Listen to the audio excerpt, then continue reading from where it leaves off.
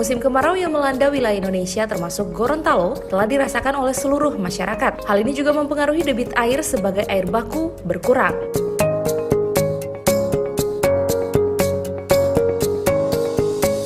Di Kota Gorontalo untuk memenuhi kebutuhan air minum kepada warga dilakukan melalui pemantauan secara langsung ke instalasi sistem pengolahan air minum atau SPAM yang terdapat di Kelurahan Botu, Kecamatan Dumboraya dengan kapasitas 20 liter per detik, SPAM Bulotada, Kecamatan Sipatana berkapasitas 50 liter per detik, SPAM Huangobotu, Kecamatan Dungini berkapasitas 25 liter per detik, dan SPAM Tanggilingo Kabila, Bone Bolango berkapasitas 218 liter per detik.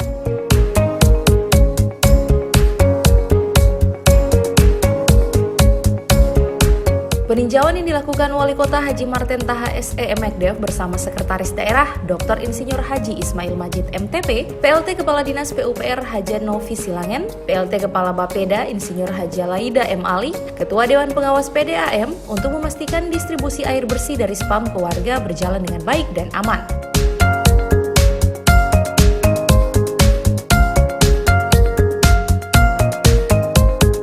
Oleh karena itu, menindaklanjuti kondisi yang terjadi saat ini dapat dilakukan melalui pembenahan dan pembaharuan fasilitas penunjang, sehingga masyarakat memperoleh distribusi air bersih dengan mudah. Kita memastikan proses pengolahan air bersih di instalasi-instalasi pengolahan air minum Kota Gorontalo, yaitu yang ada di Botu dengan kapasitas 20 liter per detik, kemudian yang di Kabila dengan kapasitas 218 liter per detik, kemudian yang ada di Bulota dengan 50 liter per detik, sebenarnya ada di Dungini 25 liter per detik. Kita memastikan itu berjalan dengan baik karena saat ini musim kemarau kan, jadi pasti bahwa debit air dari air bakunya itu pasti berkurang.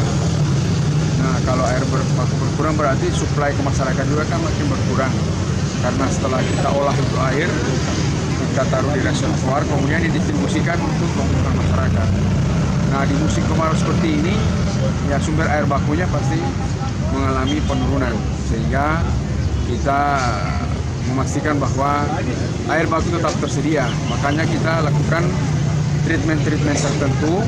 Tadi saya lihat di Kabila itu sudah diperdalam dan diperlebar salurannya, sehingga saluran untuk air baku itu mudah masih tetap dipertahankan untuk bisa dapat diolah. Demikian juga di Botu.